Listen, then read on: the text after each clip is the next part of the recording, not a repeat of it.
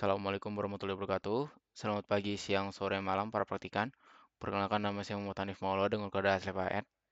Hari ini saya akan menjelaskan tentang modul 45 pada praktikum instrumentasi dan pengukuran listrik, yaitu kualitas daya dan pengukuran satu fasa dan tiga fasa.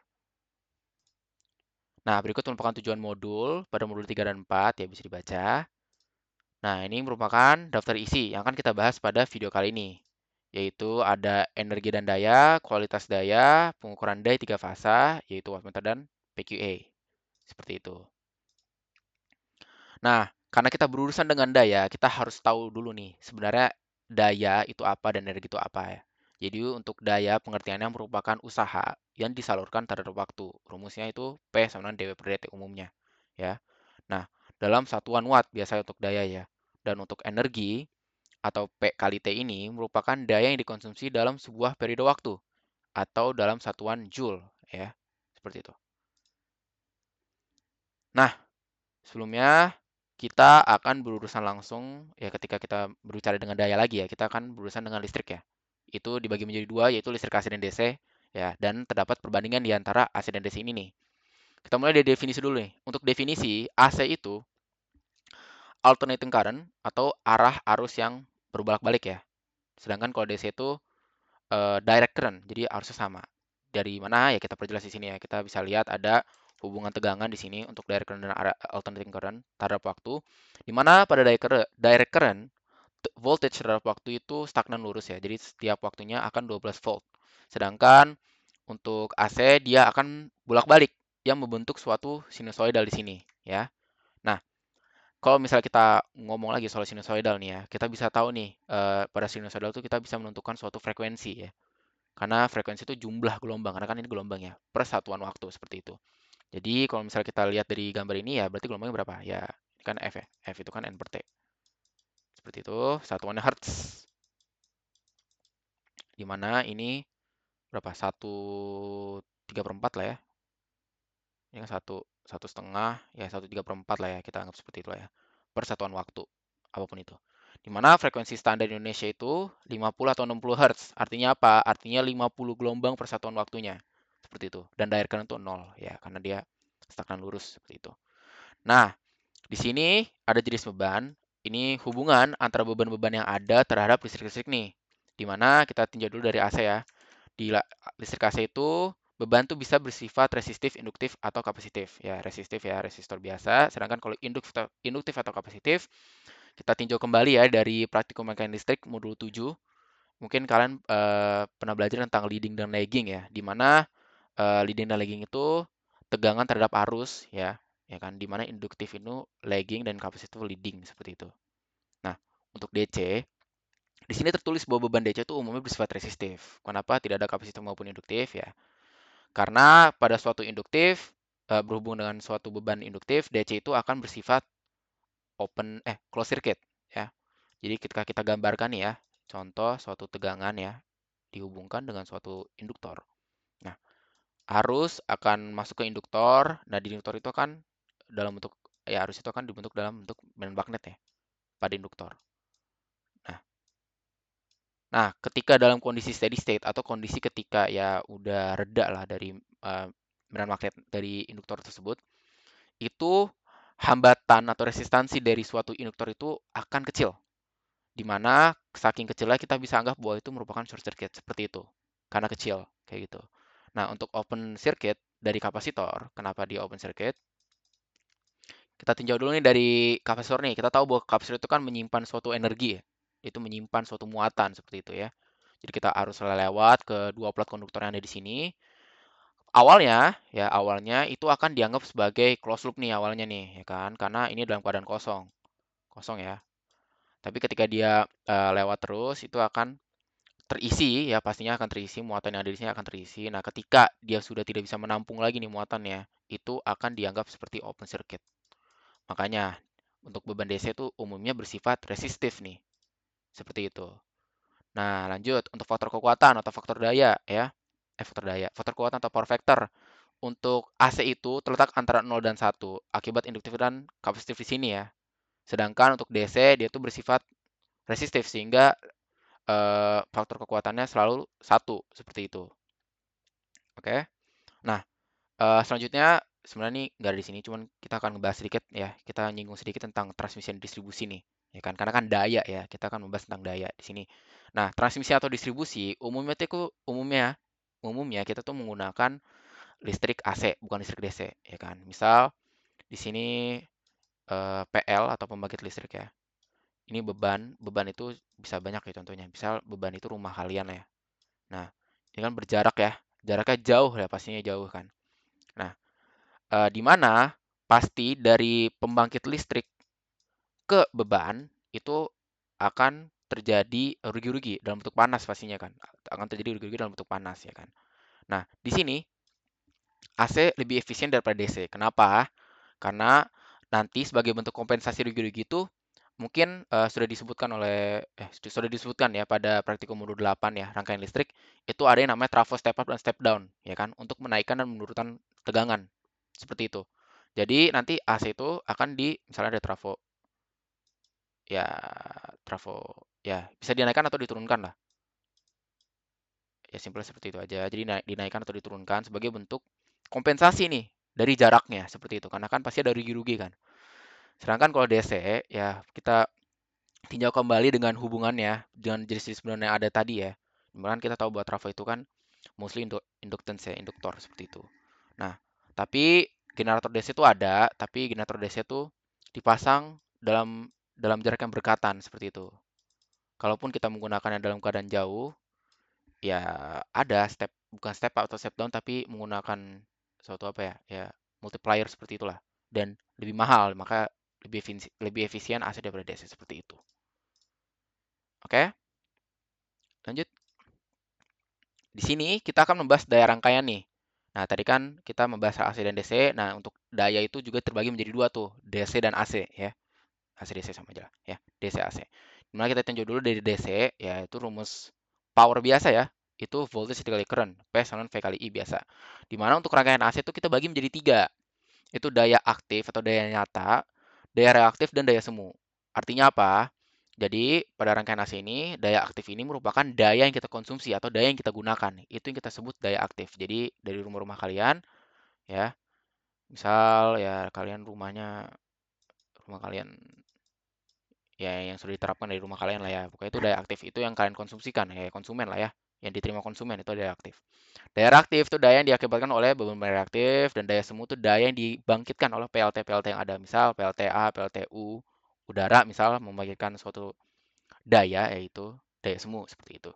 Nah, hubungan-hubungan daya itu bisa kita gambarkan nih secara segitiga. Segitiga daya ya di sini. Ada PQS di mana PQS ini P dayanya atau daya aktif dalam satuan watt, Q atau daya reaktif tuh VAR ya, dan daya semu tuh VA ya. Mungkin kan sudah pelajari di modul 7 ya.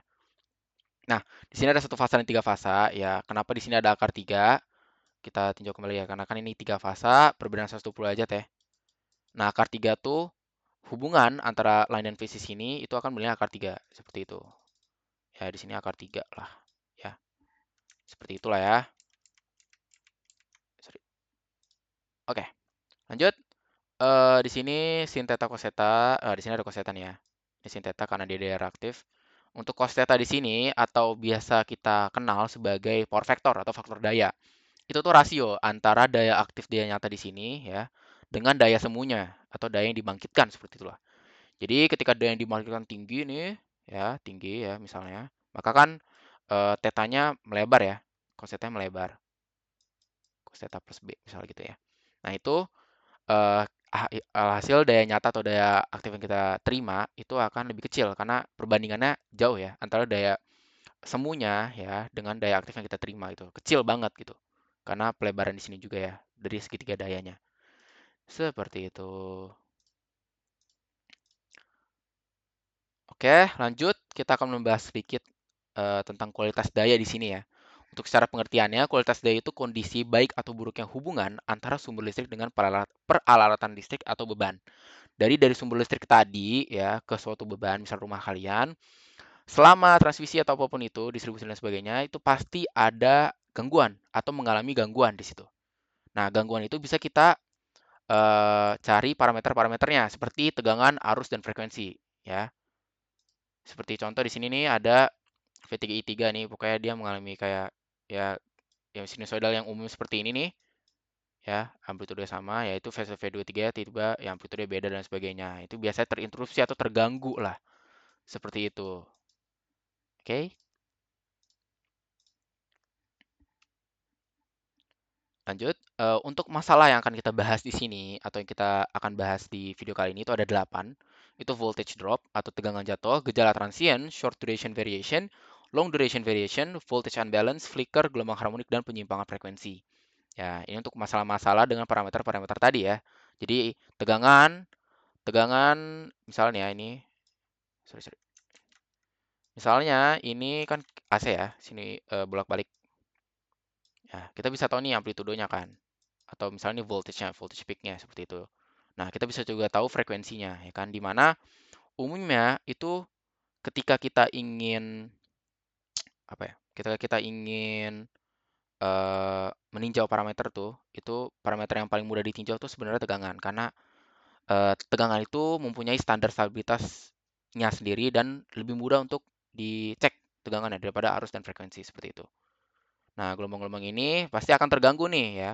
Nah, dari masalah-masalah yang ada disebut disebutkan tadi di sini ya, 8 tadi. Di sini ada Hioki Power Quality Analyzer. Jadi dari Power Quality Analyzer ini kita bisa mengetahui nih dari parameter-parameter penting tadi tuh. Kayak misalnya tegangan, arus, terus kayak frekuensi dan lain sebagainya. Seperti itu ya. Nah, untuk pertama voltage drop atau tegangan jatuh ya. Di sini tegangan jatuh itu disebabkan karena ada tegangan yang hilang, jadi hilangnya tegangannya akibat impedansi. Nah, biasanya ini terjadi pada saluran transmisi. Misal dari tadi ya pembangkit pembangkit rumah pembangkit listrik ke rumah kalian, misal nih beban itu kan rumah kalian ya gitu, salah satu beban ya. Nah, selama transmisi itu pasti ada voltage drop ya kan. Misal dari pembangkit listrik yang jaraknya jauh ya ke rumah kalian, semakin jauh atau semakin panjang ya, impedansi kan ada dua nih, resistif dan induktif, semakin panjang ya eh, jalurnya atau semakin panjang transmisinya, L-nya semakin panjang, maka resistornya di sini akan semakin besar ya, atau impedansinya akan semakin besar, atau akan memperbesar voltage drop-nya lah, seperti itulah ya. Karena kan R dan L di sini kan berbanding lurus ya, tapi dia berbanding terbalik dengan area di sini. Maka dari itu, untuk mengatasinya, biasanya kalau misalkan lihat sutet-sutet tuh, saluran udara transmisi tegangan ekstra tinggi ya. Misal misal 3 kabel ya. Misal 3 kabel ini. Dari situ itu biasanya kabelnya tuh tebal-tebal ya. Karena sudah ada standar sendiri, cuman untuk areanya itu emang lebar karena untuk mengkompensasi atau meminimalisir terjadinya voltage drop lah selama transmisi tersebut. Makanya untuk resistif seperti itu. Nah, untuk induktif, misal untuk induktif ini kita ada 3 kabel ya. Kita meninjau dari yang tadi aja, 3 kabel. Nah, 3 kabel ini karena induktif, dia pasti akan menghasilkan medan magnet kan untuk tiap kabelnya. Dan medan magnet itu akan bertabrakan dengan satu sama lain antara kabel ini dan akan menyebabkan flux magnet atau menyebabkan induktif di sini ya, memperbesar nilai impedansi. Maka memperbesar juga chances untuk voltage drop terjadi seperti itu. Jadi untuk cara mengatasi gimana nih? Cara mengatasinya bisa menggunakan kapasitor bank. Kapasitor bank itu apa? Kapasitor bank itu seperti apa ya? Dalamnya itu kumpulan atau banyaknya kapasitor yang dipasang secara seri maupun paralel untuk mengcompensate induktor atau induktif di sini. Ya, jadi dia memperbaiki faktor dayanya untuk mendekati ke satu itu. Gitu. Mungkin kalian sudah belajar juga nih di modul 7. Seperti itu. Untuk kapasitor bank. Selanjutnya ini ada OLTC nih. OLTC itu untuk apa? Jadi OLTC itu untuk memperbesar atau menurunkan kumparannya tanpa harus memadamkan listriknya terlebih dahulu seperti itu. Itu OLTC atau on load tap charger. Seperti itu.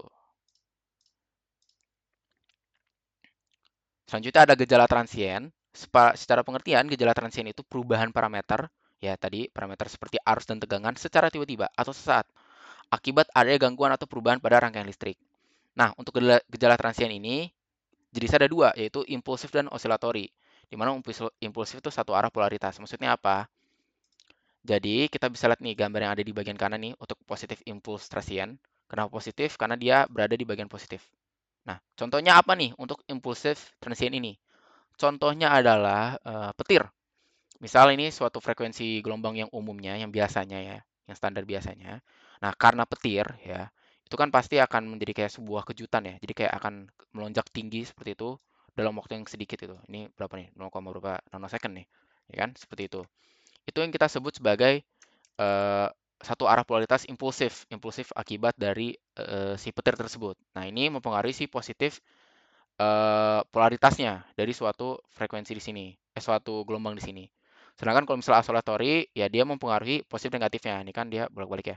Bolak-balik ya, dia positif negatif kan. Jadi ini akan mempengaruhi atau mendistorsi gelombang yang ada di sini, seperti itu. Itu untuk gejala transient.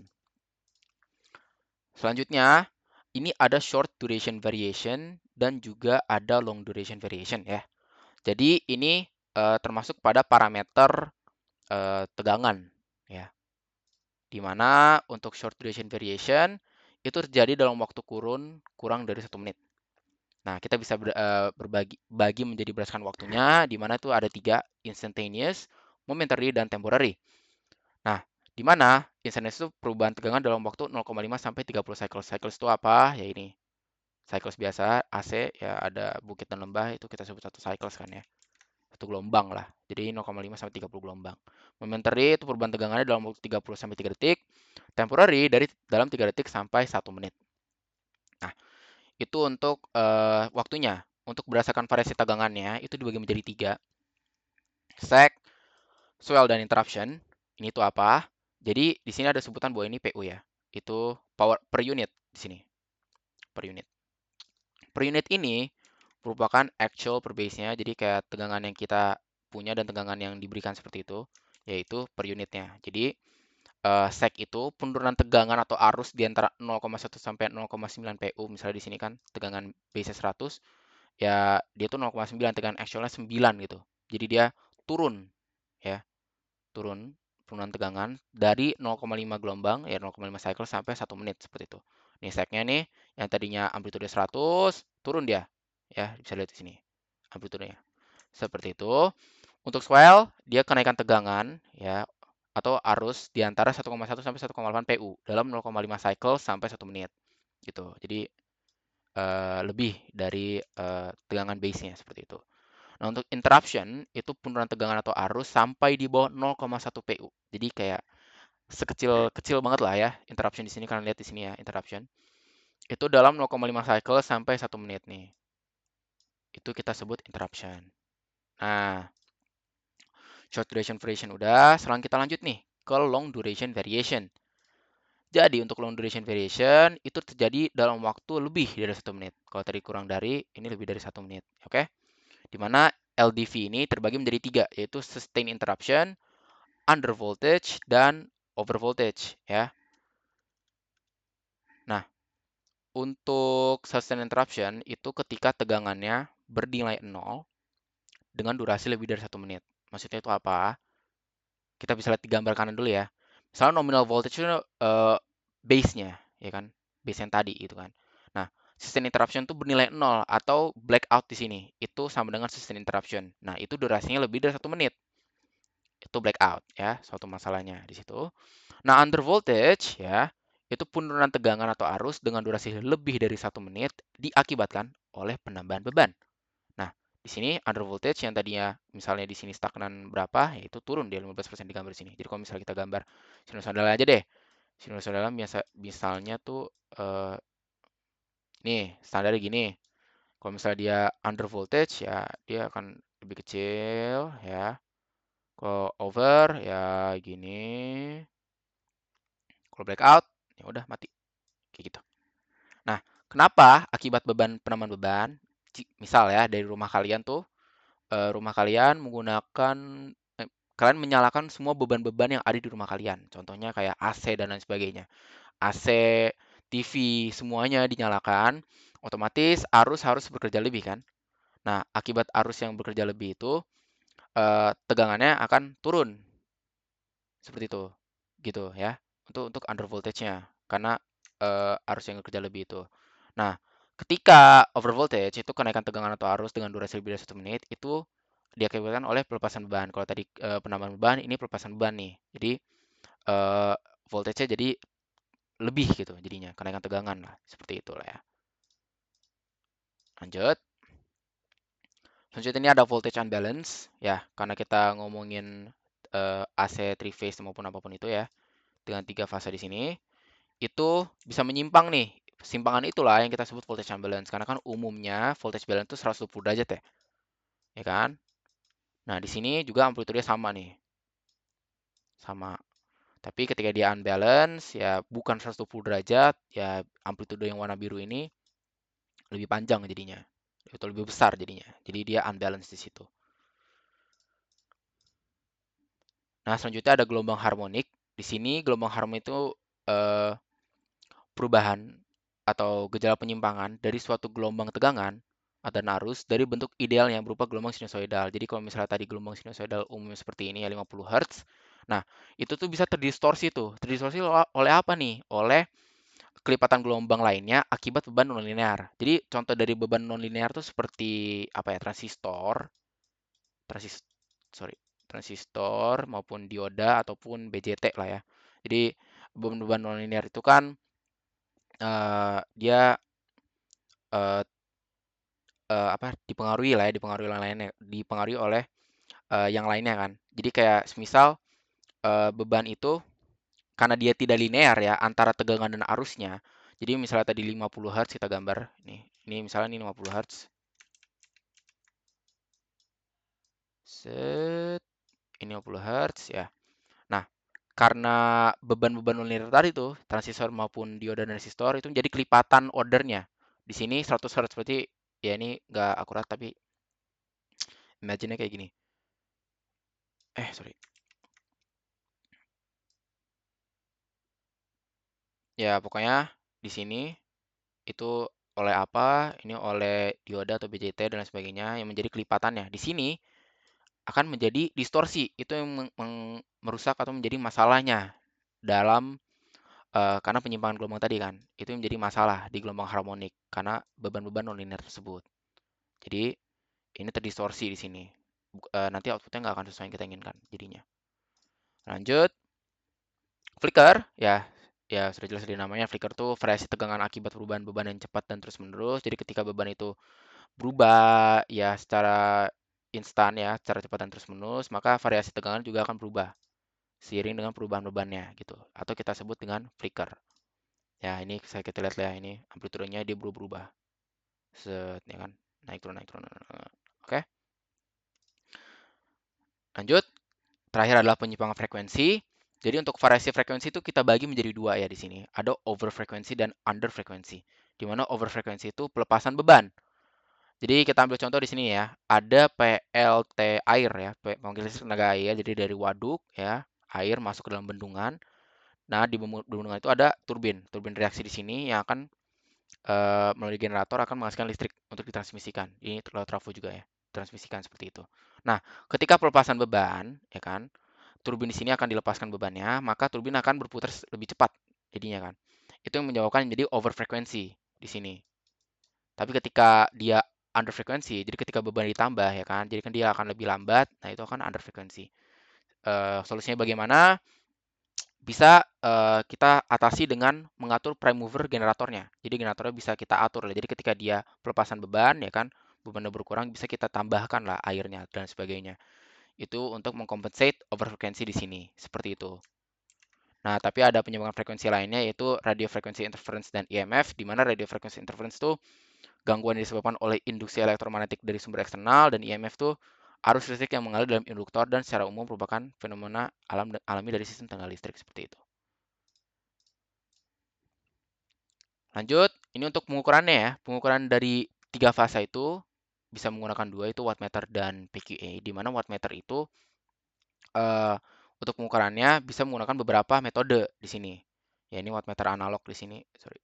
Ini wattmeter analog di mana pengukurannya bisa menggunakan beberapa metode. Di sini pengukurannya bisa menggunakan satu buah wattmeter 3 fasa atau polyphase, dua buah wattmeter fasa tunggal single phase, tiga buah voltmeter 3 buah ampermeter, tiga buah wattmeter fasa tunggal single phase, ini tiga buah voltmeter dan tiga buah ampermeter ya, ini kan daya ya. V kali. Nah, untuk 3 buah VA meter. Lanjut. Nah, di mana wattmeter itu terdapat 3 jenis, yaitu elektrodinamis, termokapel, dan induksi ya.